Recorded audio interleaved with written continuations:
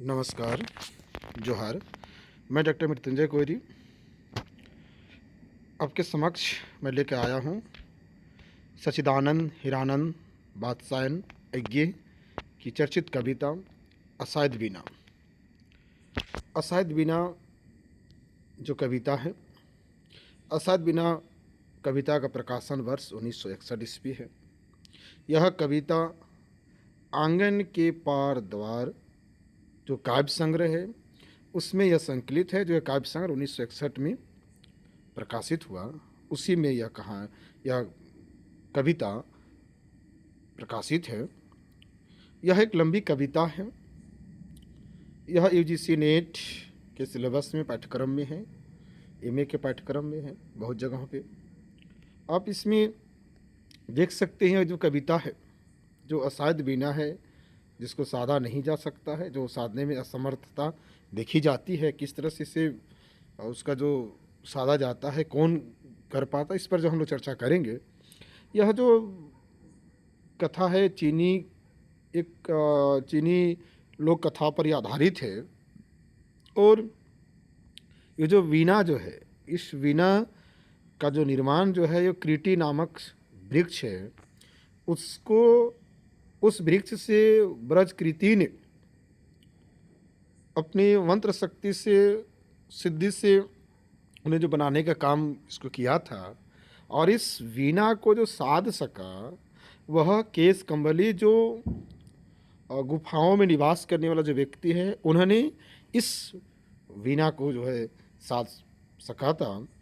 तो हम लोग देखते हैं कविता के माध्यम से कि किस तरह से यह जो कथा है, क्या कवि लिखते हैं, किन विचारधारा को, और क्या उनकी भावना है, उसको किस तरह से रखने का काम करते हैं, कवि क्या कहना चाहते हैं, हम इसमें देखते हैं। और इससे पहले थोड़ा सा देखिए कि श्री नरेंद्र शर्मा ने अपने एक लेख में उन्होंने इस कथा के संदर्भ में उन्होंने लिखा है, लुंगामीन खाल में एक विशाल कीरी वृक्ष था, जिसको हम लोग क्रीटी कह रहे हैं अभी, जिससे इस वीणा का निर्माण किया गया था। उनके वादक कलाकार प्रयत्न करके हार गए, पर बीना नहीं बजा सके, इसीलिए इसका नाम असाध्य बीना पड़ गया। और अंत में बीनकारों का राजकुमार पियो ही उस बीना को साध सका था। इस बीना से कह सकते हैं जो तान आती है, इतने तक वो कहते हैं, लेकिन इस बीना में जो तान आती है तो सब अलग अलग सुनती है, हम लोग कविता में देखेंगे। अब देखिए यहाँ किस तरह से कविता को कवि लिखते हैं। पहली ही पंक्ति में, आगे प्रियम्बद केस कमली गुफा गे। गुफाओं में जो गे है मतलब निवास, गुफाओं में जो निवास करने वाले जो प्रियम्बद, जो केस कमली, वो आ जाते हैं। और अब देखिए किस तरह से अभी तक किसी जो साधक ने उसे साध नहीं पाया था। अलग अलग जो कलाकार, अलग अलग जो वाद्य यंत्र जो हैं आए, लेकिन किसी ने इसको साधने में उनकी समर्थता नहीं थी, कोई इसको बजा नहीं पाते हैं। तो अब देखते किस तरह से ये बजा पाएंगे। राजा ने आसन दिया, कहा, राजा ने उसे आसन दिया और कहा, कृत्य हुआ मैं तात पधारे आप। मैं कृतार्थ हुआ हे तात, आप पधारे। भरोसा है अब मुझको भरोसा है कि यह वीणा जो साधा जा सकता है, साध आज मेरे जीवन की पूरी होगी। मेरी जो लंबी इच्छा है जिस वीणा की बजने की, आज यह वीणा बजेगी, ऐसा राजा कहते हैं। देखते हैं किस तरह से कहते हैं, लघु संकेत समझ राजा का, थोड़ा सा संकेत जिसको कहे, इशारा जिसको कहे, गन दौड़े लाए असाध्य बीना। जो राजभवन में जहाँ राजाओं के वहाँ जो गण रहते हैं, इशारा मात्र से वो दौड़े चले गए, साधक के आगे रख उसको हट गए। साधक जो केस कंबली हैं प्रियम्बद, उसके सामने उस बीना को रख के वो हट जाते हैं। सभी की उत्सुक आंखें, सभी की आंखें एकटक उस पर लगी हुई है, सबकी उत्साहित हैं कि वीणा कब बजेगी और इससे जो सुर निकलेगी कैसी सुनाई पड़ेगी। इसमें देखिए, एक बार बीना को लख टिक गई प्रियमत के चेहरे पर। आप यहाँ देख सकते हैं किस तरह से प्रियमत की जो चेहरा है उस बीना पर एक बार लग जाती है। और वहाँ देखिए कि उनकी जो है आंखें जो हैं उस बीना को नहीं कहते बार बार देखते रहे, और उसके मुख पर उसका जो टेक कह सकते हैं उसके चेहरे पर लग जाती है।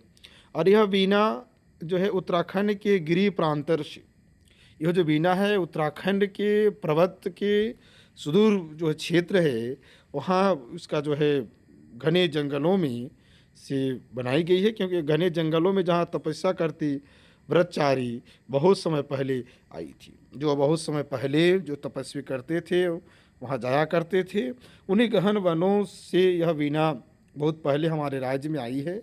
इसका पूरा इतिहास हमें पता नहीं है, यह जो है राजा बताते हैं।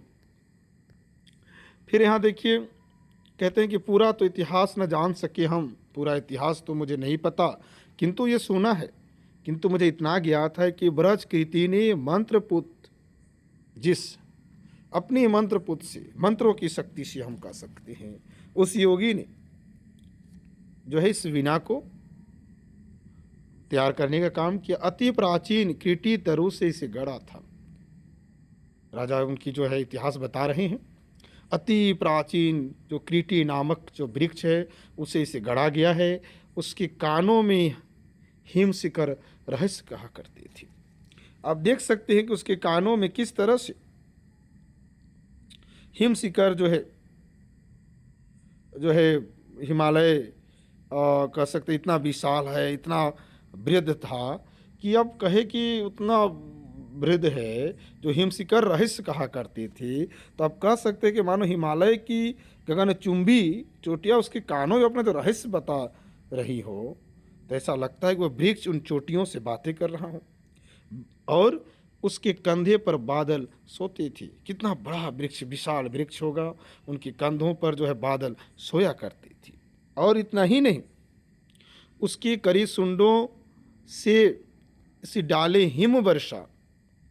और कहिए कि किस तरह से उनकी जो वृक्ष की जो शाखाएं हैं वो हाथी की सूंड जैसी जो है मोटी मोटी और मजबूत हो गई थी। उसकी करी सुंडों से डाली हिम वर्षा। और जो हिम की जो वर्षा होती थी, चारों ओर वर्षाएं होती थी, और कह सकते हैं पूरे इस जंगल में, वन में पूरे वन यूथों का कर लेती थी परित्राण।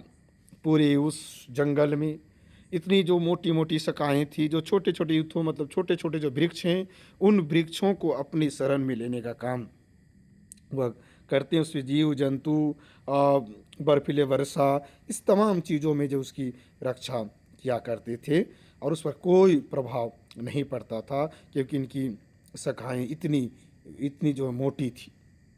कीर्ति वृक्ष, तो इसका इतिहास बता रहे हैं।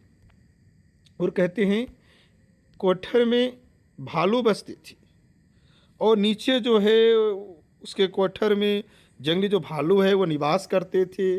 केहरी उसके वलकल से कंधे खुजलाने आती थी। और इतना ही नहीं, अब देखिए कि वो इतना विशाल है कि उसकी जो छाल इतनी खुरदरी भी थी कि जो सींग जो है, केहरी जो सींग जो हैं उसके जो है वहाँ कहे कि जो अपने जो गर्दन जो है खुजलाने के लिए वह आते थे, कंधे खुजलाया करते थे उस विराट वृक्ष की गहरी। अब देखिए कि उसने ये भी सुना है कि जड़ उसकी जा पहुँची थी पाताल लोक। उसके जो जड़ हैं वह पाताल लोक पहुँच गए थे, और उसकी गंध प्रवणता शीतलता से फंटिका नाग वासुकी सोता था। इतनी वो शीतलता थी, इतनी उसमें शीतलता आई थी, इतनी सुगंधित थी, इतनी शीतल था कि वासुकी नाग अपना फन टिकाकर वहीं सोया करते थे। आगे देखिए कि किस तरह से कवि लिखते हैं। कहते हैं कि उसी कृति तरु से ब्रज कृति ने सारा जीवन इसे गढ़ा।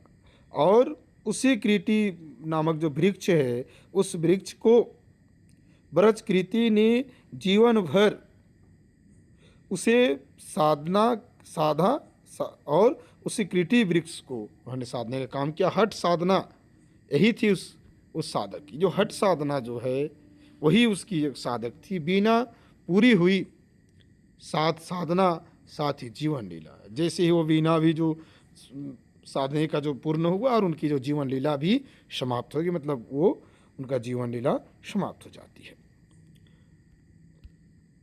आगे यहाँ देखिए, राजा रुके, सांस लंबी लेकर फिर बोले। राजा रुकते हैं और एक लंबी श्वास लेकर फिर राजा बोलते हैं, कहते हैं कि मेरे हार गए सब जाने माने कलावंत। जितने भी कलाकार हैं, वाद्य बजाने वाले हैं, वाद्य यंत्र हैं, वो सब हार गए, सबकी विद्या हो गई अकारत दर्प चूर। सबकी जो विद्या है अनर्थ हो गया, व्यर्थ हो गया। उनके जो अहंकार थे वो भी चूर्ण हो गया, सब चूर्ण हो गया। कोई ज्ञानी गुणी आज तक इसे न साध सका। कोई भी ज्ञानी, कोई भी गुणी आज तक इसको साध नहीं सका है। अब यह असाध्य वीणा ही ख्यात हो गई है। इस वीणा का नाम असाध्य वीणा ही उसकी ख्याति बन गई है। पर मेरा अब भी यह विश्वास कृच्छ तप ब्रजकृति का व्यर्थ नहीं था। कहते अब भी मुझे ये विश्वास है कि जो ब्रजकृति द्वारा, जो ब्रजकृति के द्वारा जिसे निर्माण किया गया, उनके जो तपस्या है वो व्यर्थ नहीं है। वीणा बोलेगी अवश्य तभी, पर तभी इसे जब सच्चा स्वर सिद्ध गोद मिलेगा। मुझे ऐसा लगता है ये वीणा बोलेगी, अवश्य बोलेगी, लेकिन पर तभी बोलेगी जब इसे सच्चा स्वर देने वाला कोई सिद्ध पुरुष उसे गोद मिलेगा, तो ये वीणा अवश्य ही बोलेगी।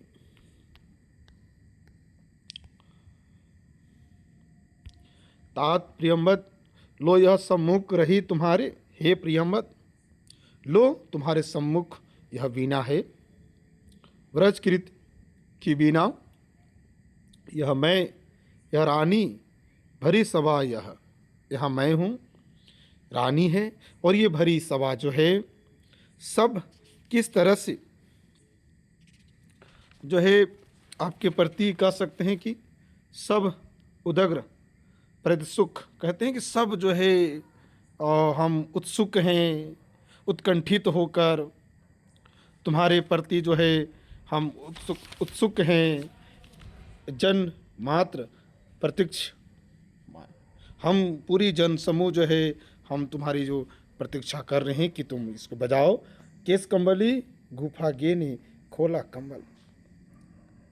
केस कंबली जो गुफाओं में निवास करने वाले जो सिद्ध पुरुष है, उन्होंने खोला कंबल, धरती पर चुपचाप बिछाया। उससे कंबल खोला और धरती पर चुपचाप उसे बिछाने का काम किया। बिना उस पर रख पलक मूंद कर प्राण खींच करके प्रणाम, और स्पर्श छुअन से हुए तार। बिना उस पर रखे पलक मूंद कर, आँखें मूंद कर प्राण खींच, हम कह सकते हैं कि आँखें मूंद लेते हैं, और उस बिना को प्रणाम करके जो प्राण खींचे, एक दो श्वास खींचे, प्रणाम किए, और स्पर्श छुअन से हुए तार। जैसे कहते हैं कि वह जो है बहुत धीरे से उसके तारों को वो कहीं न कहीं स्पर्श किया, क्योंकि स्पर्श छुअन से छुआ, जैसे लगता है कि उन्होंने छुआ ना हो, ऐसे वह न उस उनके जो वीणा के जो तार हैं उसको छूने का काम किया। धीरे बोला राजन, पर मैं तो, धीरे से फिर वो बोलते हैं कि राजन मैं तो, प्रियंवत जो केशकंबली है वो वीणा के सामने वो धीरे से बोलते हैं, कलावंत हूँ नहीं शिष्य साधक हूँ। मैं कलावंत नहीं हूँ, मैं बहुत बड़े जो है कलाकार नहीं हूँ, मैं गुणवंत नहीं हूँ, मैं एक शिष्य साधक हूँ, मैं एक साधारण सा एक शिष्य हूँ। इसमें साधक अपने आप को मैं मानता हूँ, और जीवन की अनकहे सत्य का साक्षी हूँ। जीवन के जो है अब कह सकते हैं कि स्वयं की अकथनीय सत्य का कह सकते शोधक हैं, साधक समझता हूँ अपने आप को, और ये सत्य है, ये साक्षी है। और कहते हैं व्रजकृति प्राचीन कृति तरु अभिमंत्रित वीणा, जो व्रजकृति ने जो प्राचीन जो कृति नामक जो वृक्ष है उससे उस वृक्ष से अभिमंत्रित जो वीणा को निर्मित करने का काम किया है। इसमें मैं ध्यान मात्र इनका तो गदगद विहल कर देने वाला है। इसको जो ध्यान मात्र करने से हम कह सकते हैं कि यह गदगद करने वाला है। चुप हो गया प्रियंवद, प्रियंवद जो है चुप हो जाते हैं, सभा भी मौन हो रही। वाद उठा, साधक ने गोद रख लिया। जो वादक को बजाने वाले जो साधक हैं उन साधक ने उसे अपने गोद में उठा लेने का काम वह करता है। धीरे धीरे झुक उस पर, धीरे धीरे अपना जो झुका उस पर, तारों पर मस्तक टिक दिया। वो देखिए किस तरह से इसमें जो अहं की जो भावना है इसमें कुछ भी नहीं है। वो तारों पर धीरे धीरे अपना मस्तिष्क जो है वो रखने का काम करती है। इसको देखकर सभा के सभी प्राणी अब कहे कि किस तरह से सभा चकित थी। अरे प्रियंवद क्या सोता है। वो जो किस तरह से यहाँ उनका अहंकार नहीं है, कहीं कि उसका त्याग है, परित्याग है, उसे समर्पित करते हैं, इसीलिए वो उस पर माथा टेकते हैं। तो ये देखकर सभी चकित होते हैं, आश्चर्यचकित होते हैं। कहते हैं कि अरे प्रियंवद क्या सोता है, ये तो क्या सोता है, केशकंबली अथवा होकर प्राभुत। उस पर जो प्राभुत होकर प्रियंवद जो है प्राभुत होकर अपनी हार स्वीकार कर ली, झुक गया बाद पर। वह किस तरह से जो वाद्य यंत्र पर वो झुक गया पराजित होकर। वीणा सचमुच क्या असाध्य है, यह वीणा क्या सचमुच असाध्य है, कवि से साधा नहीं जा सकता है। एक प्रश्नवाचक चिन्ह, प्रश्न जो होता है मन में। पर उस स्पंदित सन्नाटे में उसी जो है कह सकते पूरी जो वहाँ कहे कि एकदम शांत वातावरण जो है, पूरा सन्नाटा छाया हुआ है, स्पंदित है। प्रियंवद मौन, प्रियंवद साध रहा था वीणा। जो मौन धारण किए हुए जो प्रियंवद है वह उस समय वीणा को साध रहा था। मौन प्रियंवद साध रहा था वीणा, नहीं स्वयं अपने को शोध रहा था। प्रियंवद केशकंबली जो उस वीणा को साध रहा था, संग अपने को नहीं वो शोध रहा था, आत्मशोधन नहीं कर रहा था। सघन निविड़ में वो अपने को, हम देखें किस तरह से वो सच्चा साधक है। वो अपने मौन भाव से अपने लक्ष्य पर अपना जो ध्यान केंद्रित कर लेता है। और वो प्रियंवद जो है मौन रहकर आत्मशोधन कर रहा था, क्योंकि जनता जानता था कि वीणा को साधने के पूर्व आत्मशोधन इसको कह सकते हैं परम आवश्यक है। क्योंकि प्रियंवद यदि एकांत ना हो तो उस वीणा को वह साध नहीं सकता है, जो स्वयं को उस कृति तरु के प्रति समर्पित कर रहा था। इसलिए कह सघन निबिड़ में हूँ वो अपने को, उस पर जो अपने आप को उस पर समर्पित कर रहा था, सौंप रहा था उसी कृति तरु को। वह उसी कृति तरु को अपने आप को सौंप रहा था। कौन प्रियंवद है कि दम्भ कर, कौन जो प्रियंवद है कहे जिसमें अभिमान होकर उस कृति नामक वृक्ष को बजा सकता है।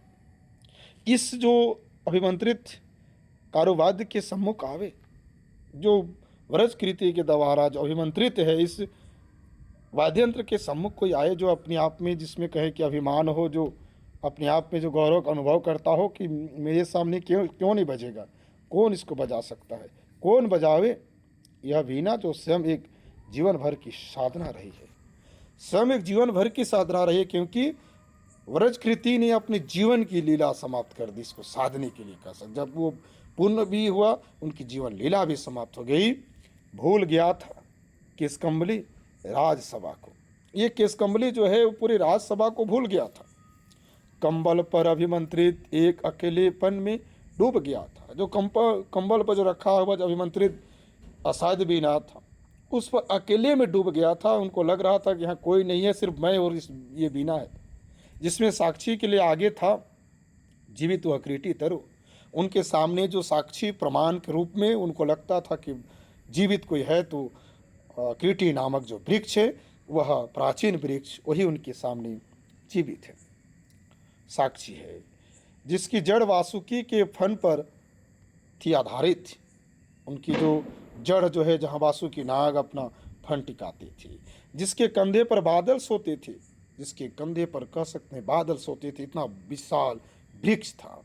उसी वृक्ष को उनके सामने उपस्थित था, उनको नजर आता था।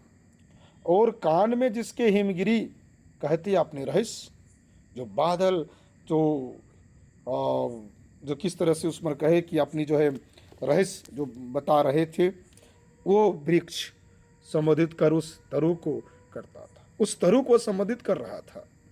नीरव एकलाप प्रियंवद, नीरव होकर जो है किस तरह से प्रियंवद ने उसमें जो कहें कि एक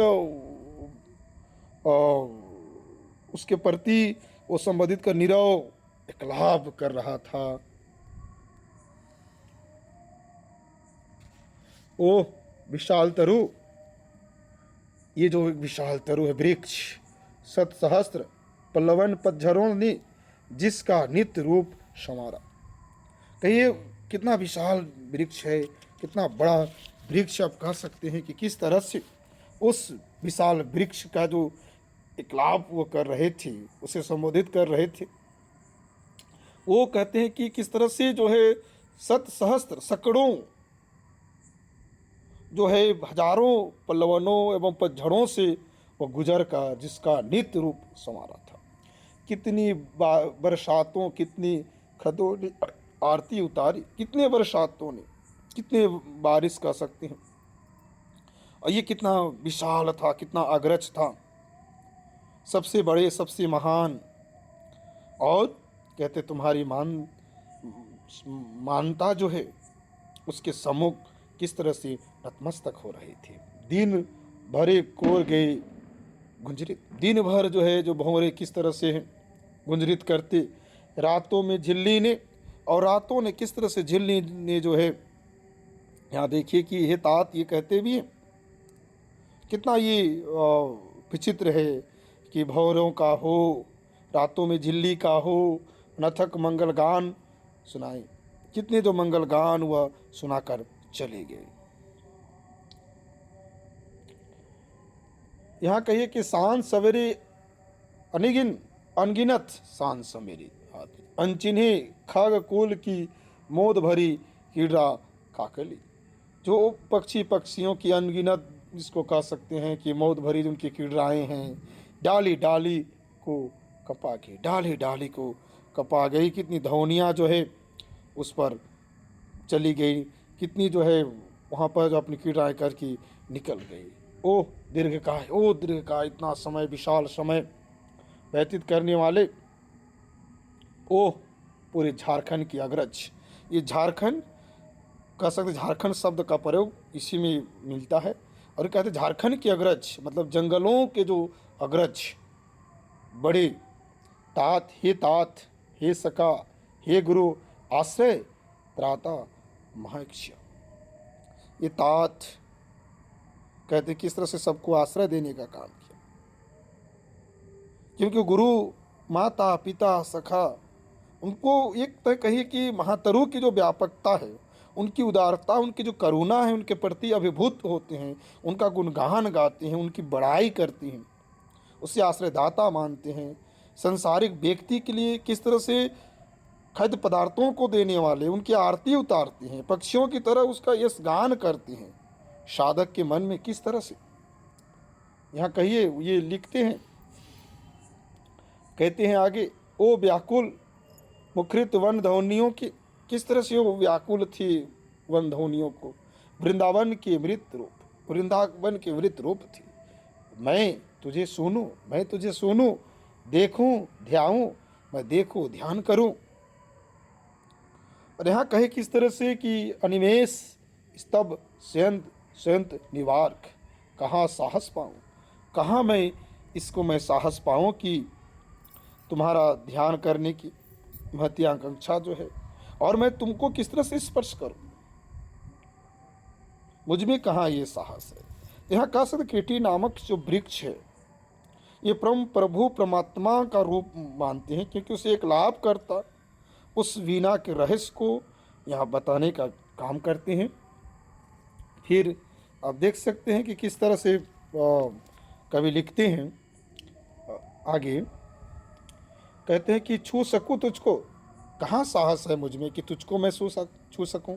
तेरी काया को छेद, तेरी काया को मैं छेद करके बांध कर रची गई बीना, ये जो बांध कर जो निर्मित की गई जो बीना है, क्या मैं उसको कैसे छू सकता हूँ? किस स्पर्धा से, किस स्पर्धा से मैं उसको छू सकता हूँ? कैसे मैं उसे झंकृत कर सकता हूँ जिसमें जो है शरीर को छेद कर जो बनाई गई इस बीना को मैं साधक प्रियंवत कैसे इस क्रीटी तरु की महत्ता को प्रतिपादित यहाँ करते हैं कवि, आप देख सकते हैं। कहते हैं कि हाथ करे आघात, हाथ कैसे आघात करूं छीनने को तारों से, कैसे मैं बजाने के लिए हाथों से आघात करूं एक चोट में वह संचित संगीत जिसे रचने में, एक चोट से मैं एक शब्द का को संचित जो है संगीत को इसे रचने के लिए मैं कैसे मैं उस पर जो है मैं अपना हाथ लगाऊं, और स्वयं न जाने कितनों के स्पंदित प्राण रच गए। स्वयं इस क्रीटी नामक वृक्ष ने कितनों के स्पंदित जो प्राण को रचने का काम करते। नहीं नहीं, वीणा यह मेरी गोद रखी रहे किंतु मैं ही तो, ये कहते हैं कि यह वीणा यद्यपि मेरी गोद में रखी है तथापि तेरा ही बालक हूँ, मैं तेरा ही बालक हूँ, मैं नहीं, क्योंकि यहाँ का तेरी गोदी बैठा मोद भरा बालक हूँ मैं। क्रीटी नामक जो वृक्ष में बैठा मैं एक बालक हूँ, मेरे गदी में भले तुम ये जो वीणा रखा हुआ है, लेकिन फिर भी मैं ही बालक हूँ, मैं तुम्हारी ही गोदी में बैठा हूँ, ऐसा प्रियंवत कहता है। इसमें कोई अहम की भावना बिल्कुल नहीं है। तो किसी भी चीज़ों को आपको साधने के लिए अहम की भावना नहीं होनी चाहिए। तो वास्तविकता है कि जीवन की वास्तविकता है कि उसको साधा भी जा सकता है। ओह तरुतात, ओ तरुतात संभाल मुझको, कहते हैं उस तात तरु वृक्ष को कहते हैं मुझको संभालो, मेरी हर किलक पुलक में डूब जाए, मेरी पुलक में किलक में डूब जाए, मैं सुनूं गुनूं, मैं उसे सुनूं और फिर उसे मैं जो गुनूं, कहते हैं उसका मैं कह सकते कि तू अक्षत है जिसको कहें। और कहते हैं कि विस्मय से भर आंकूं, मैं उसे विस्मय से भर के जो है अपने अनुभव से उसे आंकूं मैं, इसको कहे आंकने की बात यहाँ कवि करती है। आगे लिखते हैं तेरे अनुभव का एक एक अंतस्वर, तेरे अनुभव का एक एक अंतस्वर, तेरी दलन की लोरी में झूमूं मैं तन्मय, तन्मय होकर मैं तेरी इसकी लोरी में झूमूं, तू गा, तुम गा, तेरी लय पर मेरी सांसें, तेरी लय पर मेरी सांसें तुम गाओ, मुझ में ये बजाने की साहत नहीं, भरे पूरे रीति विस्तारित पाए, तुम उसको भरे जिसको कहें।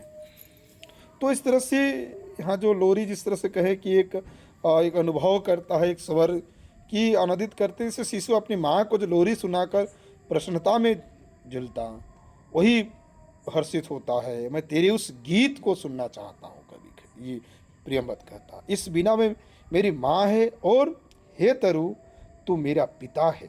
इसलिए आगे हम देखिए किस तरह से, इसलिए कहते हैं कि वो मेरे पिता, तेरे उस लय पर मेरी सांसें शांति का अनुभव करे और परम विशांति पाए। तो आगे यहाँ देखते हैं, कहते हैं कि फिर गा तू यह वीणा रखी है तेरी अंग अपंग, हे क्रीटी तरु, हे मेरा तात, यह वीणा तेरे ही अंग अपंग से निर्मित है, किंतु अंगी तू अक्षत आप भरित, किंतु तुम अक्षत है, तेरे में से जो लकड़ी काट ली गई तो स्वयं उसी में हो, उसकी पूर्ति कर ली। रसविद तू गा, तो एक रसग तू गा, ज्ञाता है तू गायन प्रारंभ कर, तुम गा। कहते हैं मेरे अंधियारे अंतस में आलोक जगा, इस अंधियारे में, मेरे अंधियारे में, अंधकार में उस तेरे उस गीत को सुनकर मेरे अंधकार रूपी हृदय में प्रकाश की किरणें जागृत करूं। अंतर्मन में कहे, में वेदों एवं स्मृतियों का आलोक फुटा पड़े। स्मृति का, श्रुति का, हाँ मुझ में स्मरण है, हाँ मुझ में स्मरण है, ये मुझे जो है सुना पड़, तू गा, तू गाता चल। यहाँ प्रियंवद उससे आग्रह करते हैं। यहाँ कहते हैं कि बदले कौन पत्तियों पर वर्षा बूंदों की पटपट। हाँ मुझे ये भी स्मरण है कि वर्षा की बूंदों की वही झड़ी, बादलों की वह चमकती बिजली, और वही पत्तियां, घनी रात, मोहिए का चुपचाप टपकना। वही घनी रात और मोहिए का चुपचाप महुओं का टपकना, चौंकेंगे खग सावक की चिहुक।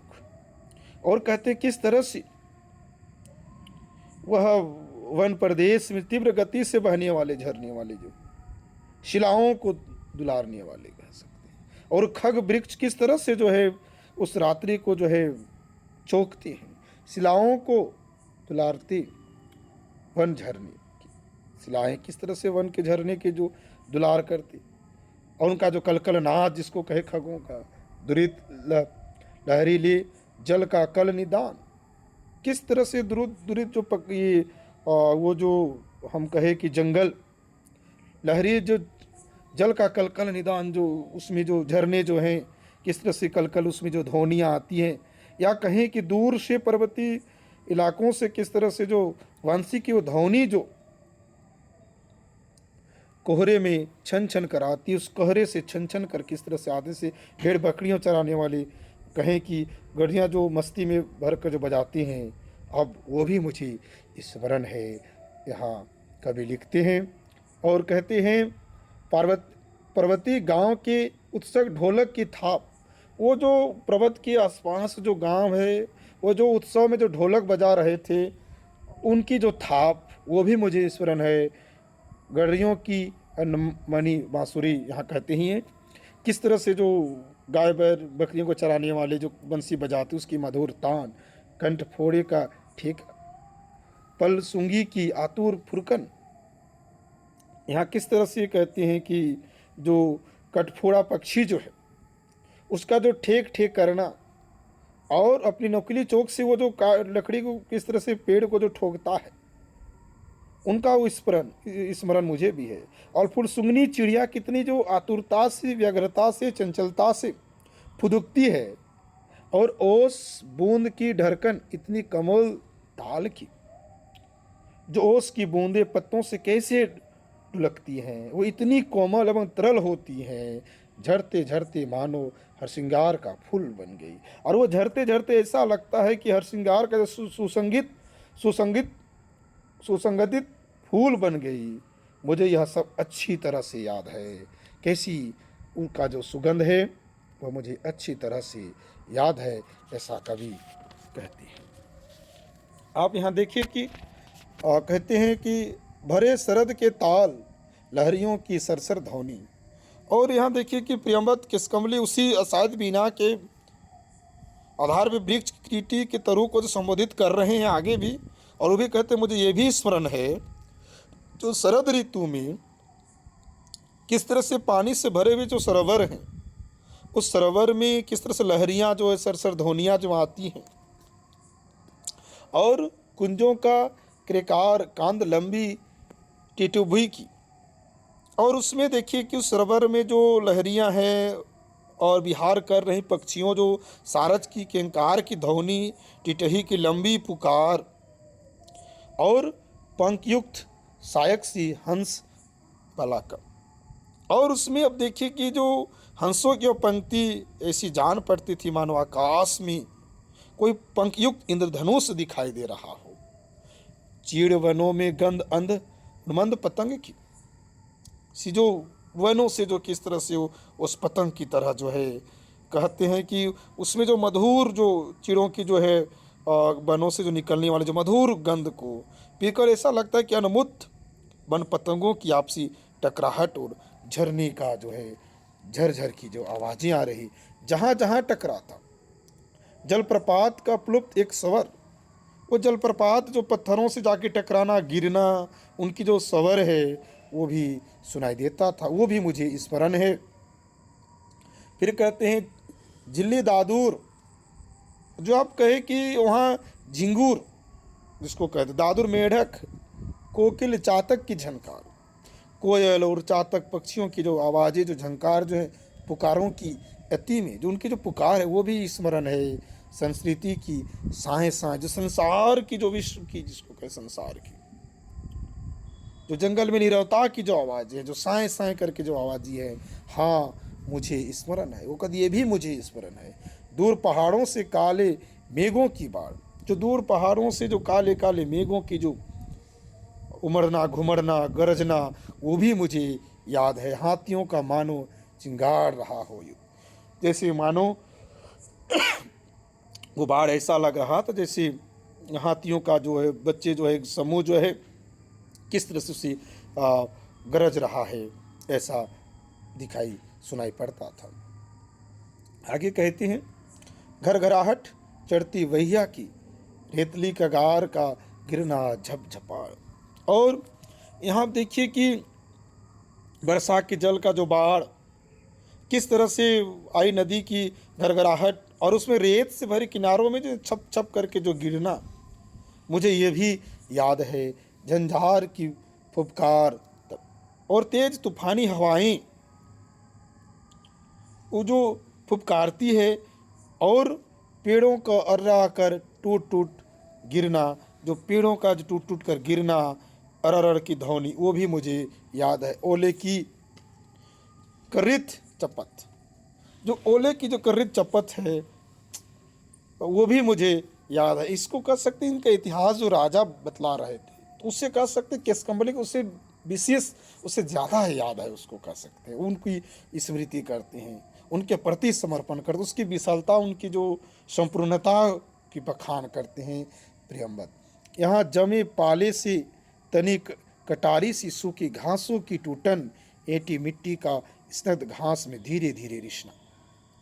उस समय कह सकते किस तरह से आकाश से जो गिरने वाले जो ओले हैं, और जो जमे हुए पाले जिसको कहते तनिक कटारी सी, जो बौछार के ओले की बौछार, जो सूखी घासों को टूटना, घासों पर जो सूखे घासों पर गिरना, और ऐंठी हुई जो मिट्टी जो नहीं कहते टाइट जो होता है, उसको स्निग्ध घास में धीरे धीरे रिसना, उसे गीला घास में धीरे धीरे जो रिस रिस कर मिलाना, यह सब मुझे स्मरण है, जो प्रियम्बद केसकम्बली कहती हैं।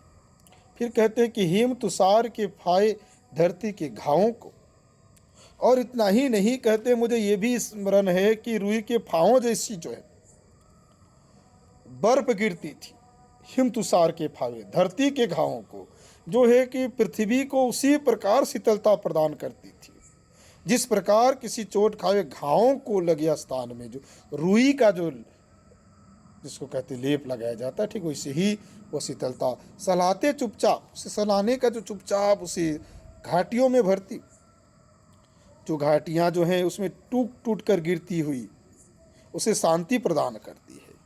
गिरती चट्टानों की गूंज, और जो चट्टानें गिरती थी उसकी भी गूंज याद है, कांपती मंद्र गूंज अनुगूंज सांस खोई सी। वहाँ देखिए उनकी जो चीख जो है ये मुझे याद है, जो कांपती धीरे धीरे कहती, वो तमाम वो चीखे, वो गर्जना धीरे धीरे नीरव, वो सारी गूंज जो अनुगूंज सांस में खोई हुई, वो तमाम चीज़ें जो है मुझे स्मरण है। ऐसा ये कहते हैं, उनका टूटना, उनका गिरना, क्योंकि वो तेज़ चलने वाली जो सांसें धीरे धीरे नीरव हो जाती है, मुझे यह भी स्मरण है। केसकम्बली कहता है, मुझे यह भी स्मरण है।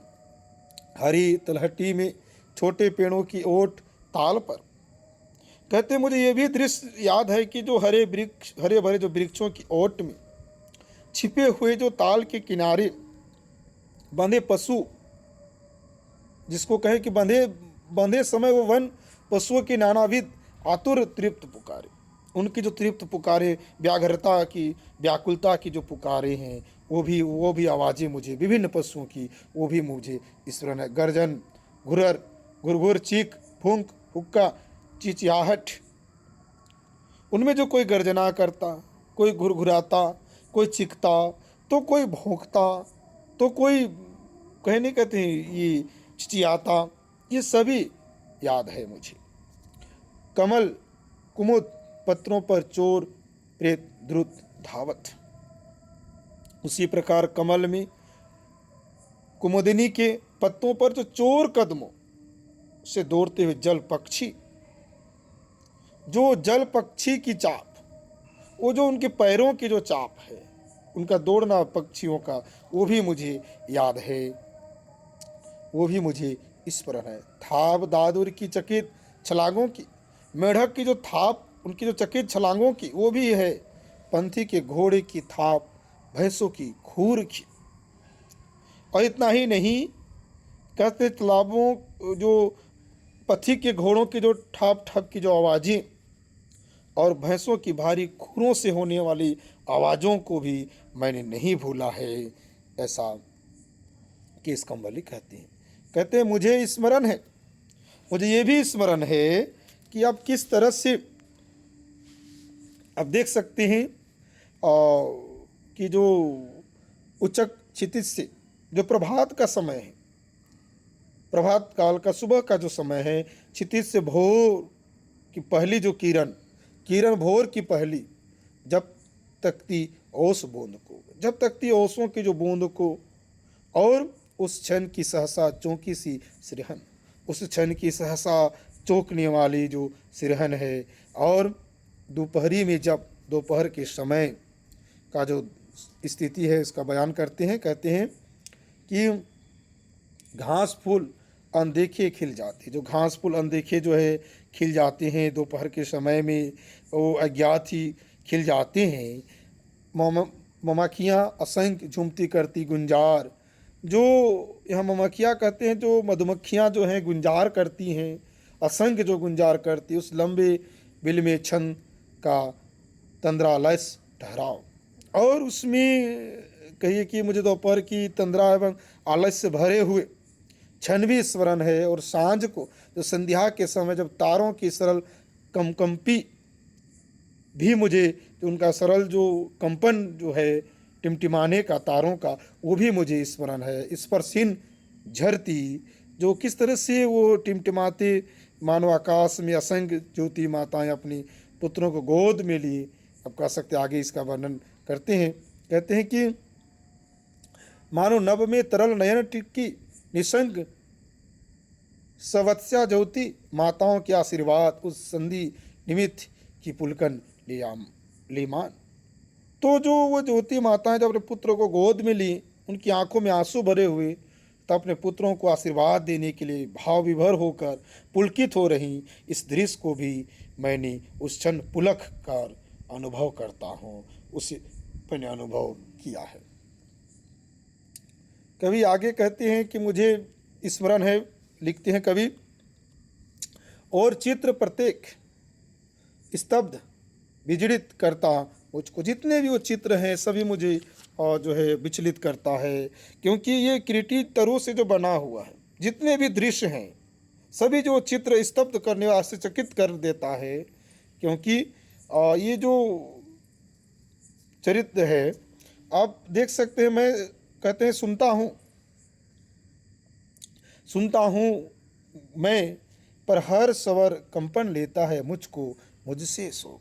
हर स्वर जो उसमें एक कंपन कहती है, जो प्रत्येक स्वर लहरी मुझ में वायु की भांति सोकर एक जो कंपन करता, क्योंकि हे परमपिता, कहते वायु सा नाद भरा मैं उजड़ जाता हूँ, वायु सा नाद भरा मैं उजड़ जाता हूँ। मुझे ये स्मरण है, पर मुझको मैं भूल गया हूँ, पर अपने आप को मैं भूल गया हूँ। सुनता हूँ मैं, पर मैं मुझसे परे शब्द मैं लीमान। मैं अपने आप सुनता हूँ, मैं शब्द, मैं उन शब्दों को सुन सका हूँ जो मुझ मुक्त होने के बाद ही उन शब्दों को सुन सका हूँ। जो अहम का जो भाव है मुझ में, अपना जो अहम भाव विस्मृत हो गया, ये मैं तेरे शरण में आ गया हूँ, जिसको कहते हैं मैं नहीं, मैं कहीं नहीं, मैं नहीं कहीं, मैं अहंकार यहाँ नहीं है, अहम की भावना नहीं। ओ रे तरु, ओ वन, ओ स्वर संहार, नादमय संस्कृति, तुम इसे नाद, इसमें शब्द दो। मुझ में अहम में डूबा हुआ था, लेकिन तब तक इन शब्दों को नहीं सुन पा रहा था। परंतु अब मैं अहम से विगलित हो गया हूँ। मैं जान सकता हूँ कि मैं कहीं नहीं, मैं सर्वत्र तू ही तू व्याप्त है। ओ क्रीटी जिसको कहते हैं, तू स्वयं ही में संपूर्ण वन प्रदेश है। उस वन के सारे स्वर संगीत जो है, और ओ रस प्लावित, जो रस युक्त है, अक्षय शरत है, रस युक्त है। मुझे क्षमा कर भूल अकिंचनता को मेरी, मुझे हट दे ढक ले छले ओ शरणय। और कहते हैं कि तू जो है मुझ में मुझे शरण दे। तुम जो है रस का जो सागर है, हे परम पिता, मुझे क्षमा करे। मेरी जो भूल है उसको, मुझ में अंकिंचन को क्षमा कर। मैं अब तक तुझे पहचान नहीं सका था। मैं तेरी शरण में हूँ, मुझे अपनी ओट में ले तथा मुझे पूरी तरह ढक कर मेरी रक्षा कर। तू मेरा आश्रय देता। मैं तेरी शरण में आया हूँ, मेरे भीतर वाणी नहीं, तेरे सम्मुख मैं गूंगा हूँ। आगे ये कवि इसको कहते हैं, क्योंकि मैं मेरे गूंगेपन को तेरे सोए स्वर सागर का, जो मुझ में गूंगापन है, तेरे सोए हुए सागर में जवार डुबा ले, तुमसे डुबा ले। आह मुझे भुला तो उतर बीन के तारों में। आह कहते मुझे भुला ले, और उसमें कहे कि तेरे शरण से भीतर से उस गूंगापन को राग की वाणी अक्षय कोश में, यहाँ कहते हैं अपने से गा, अपने को गा, अपने खग कुल को मुखरित कर, अपने खग पक्षियों के कुल को मुखरित कर। उस ज्वाला से उस वीणा को अपनी इच्छा से उतार लो। हे क्रीटी, अपनी अभिव्यक्ति दे। पक्षियों का मधुर कौरव, उनकी जो कलरव जो है। और आगे कहते हैं कि अपनी छाया में पले मृगों की, जो अब तुम्हारी छाया में जो मृग, जो हिरन जो पले, उनकी ताल को संवर दे। चकड़ियों की ताल बांध, और उसमें जो चकड़ी जो भरते जो हैं उनको तुम ताल देने का काम कर। अपनी छायाताप वृष्टिपन, और उसमें कहते हैं कि किस तरह से तूने जिस छाया आताप में झेला है, तूने जिन पल्लवों को, पल्लव कुसुम की लय पर, जो पल्लवों कुसुमों की जो सृष्टि है, तूने उसे जो है फूलने को जो सृजन किया है, अपने जीवन संचय को कर छंद युक्त, और अपने जीवन का संचय जो है, जो एक जीवन का समस्त जीवन जो है उसको संगीत के छंदों में आबद्ध कर, और उसे जो छंद रिद्ध कर, वाणी को वीणा के सुरों में झंकृत कर। इसको आगे आप देखिए, कहते हैं कि अपनी प्रज्ञा को वीणा दे, अपनी बुद्धि को वीणा दे। तू गा तू गा तू संसित पा तू रखो, तो गाओ उसे। और कहते तू आ तू हो, तू गा तुम गा तुम हो। तन्मयता की बात, गीत को वीणा के तारों में झंकृत होता हुआ सुनूं, यही मेरी आकांक्षा है, यही मेरी इच्छा है। और यहाँ कहते हैं आगे, राजा जागे, राजा जो है जाग उठते हैं। समाधिस्थ संगीतकार का हाथ उठा। ऐसा लगता था कि इस कंबली ने अत्यंत अनुनय भरे स्वर में क्रीटी तरुष से प्रार्थना करने के उपरांत अपना जो स्वर वीणा के तारों में भर दे, अपनी प्रजा को वाणी देने की बात यहाँ करते हैं। और वह किस तरह से केशकमलिनी स्वर को सुनकर राजा चैतन्य हुए, जो कह सकते हैं जो बेसुध थे, और उन्हें देखा कि समाधि में साधक केशकमली का हाथ जो संगीतकार की तरह उठा है। कांपती थी अंगुलियां जो धीरे धीरे कंपन करना प्रारंभ करती थी। अलग अंगड़ाई लेकर मानो जाग उठी थी वीणा, एक अलग अंगड़ाई लेकर मानो वीणा जो जाग उठी थी, एक अलग संगीत की तरह वहाँ जाग उठी थी। किलक उठे थे स्वर शिशु, ऐसा लग रहा था कि आप देखिए कि मानो उसमें ऐसे मधुर आवाज़ आ रही, फूट पड़ी थी, मानो कोई शिशु अचानक किलकारी भर उठ रहा हो। नीरव पर्दा रखता जालिक मायावी, ऐसा लगता था उस दृश्य को देखकर कि इंद्रजालिक जो माया अपने सादे हाथों से धीरे धीरे स्वर्ण तारों से निर्मित पर्दा डाल रहा हो, और अचानक वह बीना जो है झनझनाने की लगी। उसमें जो स्वर लहरी सादे कारों से धीरे धीरे डाल रहा था जाल हेम तारों का, अब कहे कि और उसमें जो सहसा बीना जो है झनझना उठती है, सहसा जो बजती है बीना धीरे धीरे बज उठती है, और संगीतकार की आंखों में ठंडी पिघली ज्वाला सी झलक गई। रोमांचक बिजली सा सबके तन में दौड़ गया, अवतरित हुआ संगीत। यहाँ संगीत जो है फूट पड़ती है, वो रोमांच बिजली की तरह तन में शरीर में दौड़ जाता है। शंभु जिसमें सोता है अखंड, जिसमें कहते इस दृश्य को देखकर आप कह सकते हैं, आगे यहाँ देखिए कहते हैं ब्रह्मा का मौन अशेष प्रभा में डूब गए सब एक साथ, सब अलग अलग एकाकी पार तेरी, सब अलग अलग एकाकी। ये जो रोमांच ऐसा वो लाते हैं कि एकाकी जिसको कहें सब उसमें डूब जाते हैं, सब सद एक साथ डूब गए, अलग अलग एकाकी होकर उसमें पार जाने लगे, सब अलग अलग उसमें पार जाने लगे। राजा ने अलग सुना जय देवी यश काय। यहाँ देखिए कि किस तरह से जो अलग अलग भावना सबको, राजा को स्वर कुछ सुनकर ऐसा लगता है मानो साक्षात जिसको कहे जय देवी, जो विजय लक्ष्मी हाथ में वरमाला लिए गाती थी मंगल गीत। वो वरमाला लिए जो मंगल गीत गाती थी, दुंदुभी दूर दूर कहीं बाजती, वो मंगल का गीत, विजयी का जो सुई का जो दुंदुभी जो बजाती, विजय के जो नगाड़े बजता, और राजमुकुट सहसा हल्का हो आया था। राजमुकुट उनका जो हल्का सहसा हो आया था, उनका जो भार है वह हल्का सा हो गया था। मानो हो फूल शिरीष, मानो कि शिरीष का फूल हो, ऐसा उनको लग रहा था। सब देखिए अलग अलग सब सुनाई सबको पड़ेगी।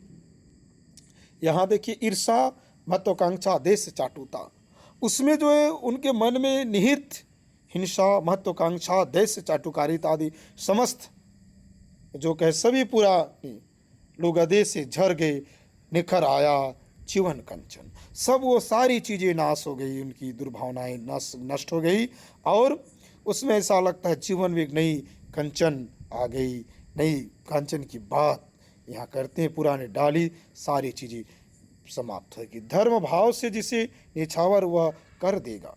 यह धर्म भाव से जो धर्मों की जो विचारधारा, लोक कल्याण की जो भावनाएं, धर्म भाव जो है निछावर करने के लिए तत्पर थे, ऐसा सद्भावना का विकास अनायास ही होने लगा था। मानो उस बीना के तारों से निकलने वाले स्वर ने उनके जीवन रूपी स्वर्ण में निखार लाया था। रानी अलग सुनती है। अब देखिए कि रानी ने अलग सुना, छटती बदली में एक कांद बह गई। रानी ने उस बीना के तारों से निकलने स्वर को अलग रूप से सुना, जैसे लगता है कि छटती हुई बादलों में चमकने वाली बिजली का जो झनकार है, क्षणभंगुर होता हुआ उनको, तुम्हारे ये मणि मानक कंठहार पट वस्त्र मेखला किंकनी, जिसमें आप कहिए कि उसके प्रकार ऐसे मणि वानिक गिरवाहार रेशमी वस्त्र करधनी किंकिनी सब क्षणभंगुर है, ऐसे जो है सब अंधकार के कण है या आलोक एक है। सब ये सारी चीज़ें जो हैं वह अंधकार के गर्त में है, और ये सिर्फ एक आलोक है, ऐसा एक संदेश प्यार अनय उसी की और विद्युत लता घिरती रहती है। रस भार मेघ को थिरक उसी की छाती पर उसमें छिपकर सो जाती। अवस्थ सहज विश्वास भरी रानी उस एक प्यार को साधेगी। इसमें कही कि वो जो सारी चीज़ें अंधकार जो है प्रकाश कणों की, जिसकी हम लोग बातें कर रहे थे, बादल में चमकने वाली बिजली की भांति जो क्षणभंगुर की बात कर रहे हैं, थिरक उसी की छाती पर उसमें छिपकर सो जाती है। ठीक एकमात्र प्रेम ही सत्य है। जैसे बिजली रस भरे मेघ को घेर कर उसी में उत्पन्न होती है, उसी में वो विलीन हो जाती है, इसी प्रकार सांसारिक वैभव क्षणिक है, एकमात्र प्रेम ही सत्य है। रानी ने सोचा कि अब उसी प्रेम की साधना करूंगी, उस एक प्रेम की साधना करूंगी, ऐसा रानी कहती है। फिर प्रजा की बात हम देखिए अलग अलग सब सुनते हैं, सबने अलग अलग संगीत सुना, इसी को वह कृपा वाक्य था प्रभुओं का उसको। एक सब अलग अलग जो है, सभी अलग अलग वाक्य सुनते हैं, ऐसा लगता है कि प्रभु की ही एक वाक्य थी। समस्त उपस्थित जनमानस जो है सब अलग अलग सुनते हैं। आतंक मुक्ति का आश्वासन उसको, जो उसमें कहिए कि एक अलग जो है आतंक की तरह वहाँ देखिए कि अलग अलग भावनाएं, जो आंतरिक जो अपनी अपनी भावनाएं हैं, अंतक मुक्ति का आश्वासन, वह भरी तिजोरी के सोने में खनक उसे, जिसको लगता है कि मानिए कि किस तरह से मन में जो भावनाएं होती है कि किसी को तिजोरी में जो रखे जो है पैसे की जो है खनक सुनाई पड़ती है। बटुली में बहुत दिनों के बाद अन्न की सौंध खुशबू आती है, जिसको लगता है कि बहुत दिनों के बाद जो है बटुली में रखी अन्न की जो है खुशबू उनको जो है सुनाई पड़ती है। क्योंकि जो ये सारी चीज़ें जो हैं आपको तिजोरी में भरे सोने की खनक की जो आवाज़, जिसको हम लोग कहते हैं, किसी को एक नई नई वधू की सहमी सी पायल ध्वनि जो सुनाई पड़ती है। जो प्रेमी रसिक को वो स्वर की ध्वनि न वधू की पायल की स्वर सुनाई पड़ती है। किसी दूसरे को शिशु की किलकारी सुनाई पड़ती है। वह जिसको कहते वात्सल्यमयी जो माँ को शिशु की मदमयी किलकारी सा प्रतीत होता है यह स्वर। और ये किसी को जाल फंसी मछली की तड़पना, जो मछली पकड़ने वाले को जाल में फंसी मछली की तड़पने की आवाज़ सुनाई पड़ती। एक अपर को चहक मुक्त नभ में उड़ती चिड़िया, जिसे आप कह सकते हैं तो किसी स्वच्छंद प्रेमी को आकाश में मुक्त उड़ते हुए पक्षी का चहचहाहट जैसी सुनाई पड़ती। एक तीसरे को मंडी की ठेलम ठेल सुनाई पड़ती है, जिसको कहे कि जो व्यापारी हैं वह मंडियों में जो भीड़ भाड़ जो है ग्राहकों की आवाज़ का स्पर्श भरी बोलियां उसे सुनाई पड़ती है, उसकी आवाज़ सुनाई पड़ती है। चौथे को मंदिर की ताल युक्त घंटा की ध्वनि, जो ईश्वर जो पुजारी हैं उनको किस तरह से मंदिरों की जो लहरी जो गुंजन ताल से युक्त घंटा ध्वनि सुनाई पड़ती है। और पांचवें को लोहे पर सदी हथौड़े की समचोटी सुनाई पड़ती है, जो कह सकते हैं कि श्रमिक को वह ध्वनि सुनाई पड़ती, लोहे की जो सदे हाथ से पकड़ कर हथौड़े से जो मारने की जो आवाज़ उसे सुनाई पड़ती है। आगे और छठे को लंगर पर कस मसा रही नौका पर लहरों की अविराम थप। अब कहे कि जो नाविक को ऐसी जो ऐसे लगता है जैसे कि लंगर में बंधी नाव पर लहरों की जो थपने पर जो आवाज़ आती है, नाव चलने में जो कसमसा रही हो, ऐसी आवाज़ उनको सुनाई पड़ती। ये विचित्र है, सबको अलग अलग आवाज़ सुनाई पड़ती है, जिसकी जैसी भावना वैसी ही उनको जो कहीं न कहीं सुनाई पड़ती है। बिटिया पर चमरोद की रोधी चाप। अब देखिए कि इस आसाद बिना से जो निकल रही आवाज़ लहरी जो है, किसी को जो है पगडंडी पर चलते चमरोंदे जूते की जो आवाज़ सुनाई पड़ती है, सातवें के लिए है। और आठवें को कुलिया की कुटी मेड़ से बहते जल की छिलछल। आप कह सकते हैं जो किसान है, किसान के लिए कुल की कटी मेड़ से जो बहती हुई जल की छलछल की आवाज़ सुनाई पड़ती है। इसे इसे गमक नटिन की एड़ी की घुंघरू की। तो किसी व्यक्ति को नटने के पैर में, नट जो होते नटनी के पैरों में जो बंधे हुए घुंघरू की मधुर ध्वनि जैसी जो सुनाई पड़ती, जो नाटक प्रिय है और जो युद्ध प्रिय है उसे युद्ध का ढोलक सुनाई पड़ता है। इसे सांझा गोधूली की लघु टुनटुन सुनाई पड़ती है। अब कह सकते जो व्यक्ति